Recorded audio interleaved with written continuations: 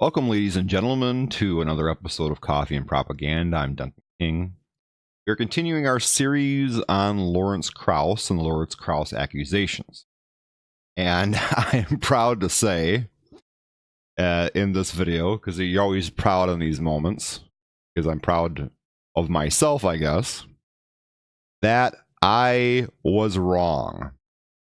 And the statements I made in the previous video about Lawrence Krauss, in my personal view, have been proven incorrect about the situation.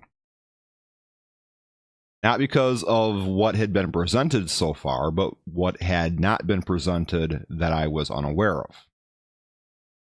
Yesterday, and I wasn't aware this had happened because I was in preparation for the video I had just made, Christina Rad came out with a video.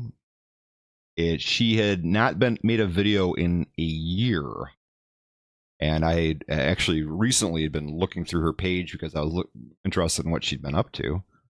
But after a year's hiatus, she came up with a video responding to the accusations against Lawrence Krauss and described her own incident, which occurred. The previous incidents, I still stand by my previous statement that they're simply incidents of a man interested in casual sex and a standard, an unrealistic standard being applied that wouldn't be applied to women. So we're basically, it's sexist, expecting a man to, Lawrence Krauss, to not be interested in casual sex and basically establishing a standard that only women can proposition people for casual sex. A man can't do it. If a man does it, then that's misconduct. That's what I'm saying that the feminist community wants us to think. Now, granted, this does apply somewhat to the accusation that Christina Rad gives here. I don't believe that our reaction would be very severe if a woman had done what Christina Rad describes Lawrence Krauss is doing. But if a woman had done what Christina Rad is accusing Lawrence Krauss of doing, I would say that that was sexual. And I believe every word she says, simply because of the context. She has nothing to gain, and etc. She came out of a year's hiatus. She already has a popular YouTube channel. She's not going to get any fame from this. She doesn't seem to hate Lawrence Krauss. So although this is not a court of law, and Christina Rad really, these things really should be decided in a court of law, I believe her. So this video is, and I'm not going to take the other video down. I like situations where there are case studies and people being proven wrong and admitting they're wrong. And in this particular situation, I was proven wrong by a very wise young lady whom I believe, and at least in respect, at least from the standpoint, I obviously don't know Christina Rad, but I respect her at least from the standpoint of a fan or a viewer. Her video on the Big Bang is a fantastic video. I've shared it many times on Facebook, and I've always loved her work. And I feel so bad for her as I watch this video of her coming forward and thinking about the backlash she might receive from her peers when she does this. This is after a year's hiatus. I would like to show the entire video of Christina Rad, but I'd just kind of be stealing video. Video is 23 minutes long, and obviously I'm not going to steal many viewers from her. I usually average about 50 viewers or so on my channel at most. So, I mean, she gets thousands. She's really a fantastic person, and I'm a incredible fan of hers, and always have been ever since the first time I saw her video. Charming little accent, that kind of thing. But I'm going to show a portion of the video just where she describes her interaction with Professor Krauss and what he specifically did, and yeah, we'll go from there. Of sexual assault, sexual harassment. I understand there's a scale, but I just can't do it. So I'm just gonna call this inappropriate touching. So if I so didn't want to do it, then why am I cringing so hard talking about it now? Well, because I just saw that Lawrence Krauss finally answered the allegations. And there is so much bullshit in his response. I just cannot cope. I mean, he's either flat out lying, or in the best case scenario, he's severely misinterpreting and misremembering things. And I know this because I know A, one of the anonymous women who accused him, but more on that later. Let me just say what happened to me. In September 2011, I was attending a skeptic conference in Zurich called Denkfest. I was there as a panelist, Lawrence Krauss was there as one of the speakers. Now, before this, I had previously met Lawrence Krauss only once. It was 2 months before, during the amazing meeting in Las Vegas, and I actually got to talk to him very briefly then. I told him I'm a huge admirer, how much I respect his work, which, by the way, I still admire and respect his work very much. And he asked me where I'm from. It was a very brief, like I said, but very pleasant conversation. He was really nice, nothing bad happened. Now skip 2 months ahead to September in Zurich, and this was in between the conference days. It was either a reception or a dinner or a cocktail party, something like that, with all of the speakers and panelists and conference goers. So I'm at this event. At some point I find myself waiting in line at the bar to get a drink. In front of me there's one other person, a conference goer, and I was looking around and I see behind me there's freaking Lawrence Krauss.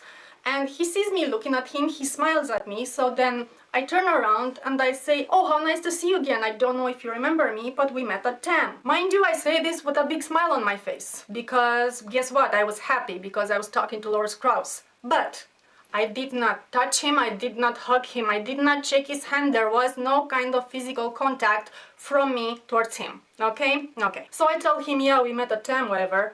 And what does he do?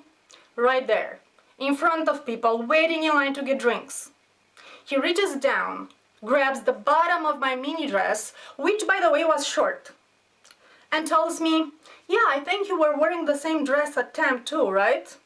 And while he's saying this to me, the back of his hand is literally on my thigh, on my upper thigh, okay, like this. And then he also turns his hand around and does one of these. I don't think I'm showing this right, hold on. So just pretend that this piece of jeans here is actually the bottom of my dress, and it was just about this short. So he grabs the bottom of it, the back of his palm is, damn it, this is so freaking cringe and awkward. Okay, the back of his palm is on my thigh, touching my thigh, like glued to it, okay? Tells me that he saw me in this dress before, and then turns his hand around and runs it across my leg like this. Now my immediate reaction to this was, I was just shocked. So my reaction wasn't as strong as it should have been. Maybe I just flinched away and kind of laughed nervously. But in my head, obviously, I was like, dude, how about don't touch me? Also about that dress comment, I mean, freaking rude. Yeah, I'm from Romania, I'm poor, I have one good black dress, I wear it at all events, do you gotta point that out? And yes, I know he didn't say it like that, he didn't say it maliciously, I guess it was his awkward way of flirting. I'm stopping right there because I don't want to steal. Her video is about 23 minutes long, and she goes into, after that, some explanations about her feelings about sexual harassment and women coming forward, her own feelings about herself coming forward, and the issue of proof when it comes to sexual harassment claims and sexual misconduct claims, etc. Okay. Why I believe her, and well, I'm not saying I disbelieve everybody else, but I do believe he is guilty of this, basically from her testimony. Why is this testimony more valuable than the other testimonies? It's valuable because we're getting it right from her. We're not getting it from a news source where somebody's behind typing stuff on a computer and sharing it secondhand with somebody else, or third hand. We're getting it straight from Christina's mouth. We know she has nothing to gain because we know all the facts there. I'm not saying that the other women who made accusations had something to gain either, but we in those situations we have no way of knowing, because we don't know the scenario. We don't know enough about them or what's going on. These are things that a court could decide.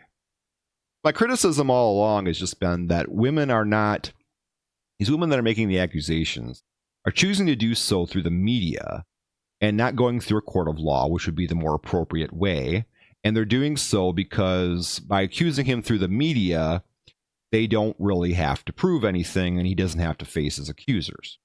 Now, granted, I think that Lawrence Krauss should have to face his accuser in this instance, too, if Christina Rad's going to say things about him. I don't know if there will be a lawsuit after this, but after this, I think it's pretty much over for Lawrence Krauss. She published this video yesterday. I didn't know about it. And the backlash on the rest of the internet community, I think is going to happen today. Sun's coming up in a minute. And you'll see right now it's 9 o'clock Eastern time, something like that. The world is going to be abuzz with what she just said, at least anyone who's interested in this particular story. Christina, I think you're awesome. I totally believe you. That's just all I have to say. I think that he's guilty of sexual assault in this situation. It's not sexual harassment, but it's sexual assault. What makes it sexual assault makes the other instances not sexual assault. It's skin-on-skin contact is the first thing. The second thing is the potential that he would have actually yanked her dress up and exposed her in front of other people. The very fact that he grabbed her in public and did this indicates a willingness to humiliate at least his sexual partners or other people, or get pleasure from humiliation. So this is what, unlike those other situations, this particular situation makes me think that, yes, we have somewhat of a sexual predator here, someone who has sexual predating leanings. Psychologically, if I were listening to this and I had Krauss on my couch and I were diagnosing him, I would, from this behavior, think that, yeah, dude, you have, there's a tendency to kind of want to humiliate, not maybe women, but people that you're interested in. And this was not friendly. This was not flirting at all. This was not a come on. He didn't expect her to be into it. He didn't expect her to potentially come into his room and wait or anything. He did this to get to see the reaction on her face. He knew how she would react to this. He knew that she would be mortified, freaked out by it. And he found that thrilling. He didn't just touch her because, well, he could. He found the fury, the scared reaction on her face when he grabbed the dress thrilling. So it is a sexual assault. It is not an attempt to get laid. Men who try to get laid don't use these kinds of shock behaviors. So, yes, I could say in the previous examples, in case of the other examples that were given against Professor Krauss, that he was guilty of nothing more, as I said before, than being a man who was interested in casual sex and propositioning women for casual sex. This situation was not a proposition for casual sex. What makes this different than the breast grab with the other woman? One thing, the breast grab is not a breast, is one thing, is not a sexual organ. The inside of her leg, where he touched Christina Rad, is very close to her genitalia. And there is a potential there that he could have exposed her in front of people. There was a fear there that he was anticipating in her eyes. What he did here wasn't even, in my personal opinion, it's sexual, but it's not, it wasn't really about, it's more akin to what flashers do. She was trying to get that scared reaction in her eyes. The reaction you can see right here on her face. He wanted that reaction. That was the thrill here. He wanted her to be shocked. He wanted her to be afraid. He wanted her to feel embarrassed by what he did here. And, you know, probably later on he would have got off from the memory of that frightened reaction on her face. So, yes, given what this particular statement, I would say that Professor Krauss is a douchebag, and I reserve the right to I reserve the right to stand corrected. And in this situation, I stand corrected. I don't apologize for what I said in the previous video. The previous video is my reaction to the evidence at hand. This is how reasonable people behave. Now we have new evidence, which proved my other position probably wrong, misinterpreting the whole picture, misinterpreting the sort of person Professor Krauss is, at least. This behavior is, again, it from the description of the way she's saying, I believe her completely. Again, this is coming from a men's rights activist who earlier tonight, I'm talking within 5 hours of now, made a video defending Lawrence Krauss. It's 5 hours later. I watched a video by Christina Rad while I was looking at my video. There were links on the side and it showed hers that she had uploaded yesterday. And that's how I ran into it. I wasn't aware of this accusation while I was researching the video, the information for my video. And when I saw hers, I was like, what makes this alarming is it's the fact that he was looking for that reaction. He wanted that reaction from her face. He wanted that terrified, scared, frightened look. There was that. This is the way sexual predators kind of act. It's a childish. It's not sexual as far as like the adult concept of sexuality here. It's a childish, immature sort of view of sex where you shock people. It's the sort of thing that, say, little boys do who are a little messed up, that walk around showing themselves to people to try to get like, oh my goodness, don't do that, Jimmy, don't do that, Jimmy. And this is like fun and for them. This is, again, so immature. It's as immature as a child doing that. It's not about trying to get sex. It's about humiliating people. So in my personal view, Krauss is a douchebag from the statement. And again, I stand corrected, and you go Christina Rad. I just think you're awesome. I would say I love you. But I don't sound like an old pervert too. But I think you're awesome. Keep making your videos. I back you up completely. The only criticism I will give, and I hope you will take this into consideration, as I said earlier, I do not believe that we would have as extreme of a reaction to what happened to Christina Rad if she had been a boy, a young man, and she was interacted with that same way by a woman. If a woman had put her hand under, let's say he had a hole in his jeans, like Christina Rad showed in the video, and put her hand in there and rubbed her hand inside the leg of a gentleman instead of being a girl. So if what I'm saying is that it doesn't pass the flip test in terms of our reaction. You're looking at gender behavior and what's appropriate and what's not appropriate, what's sexist and what's not, what is sexist and what's not, what's sexist and what's not sexist. You have to examine, you have to use the flip test.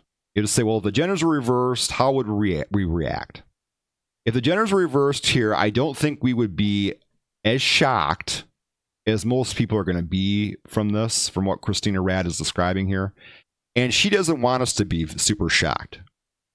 You looked at the initial video. This is another thing that makes me think she's telling the truth here. She begins the video trying to underplay the reaction. She doesn't want us to be shocked. She doesn't want us to hate Lawrence Krauss. She's just saying what happened. And he's not trying to undermine the atheist community like the BuzzFeed article did. I actually read that since doing my video, and that is the most disgusting fucking article I ever read. It's basically, it's not an assassination on Lawrence Krauss, it's an assassination or a rebuke of the entire atheist community is what it is. But anyway, she has no dog in this fight. If you look at the beginning of her video, and I'm not going to play it for you because I don't want to steal her whole video. Go watch it. It's awesome.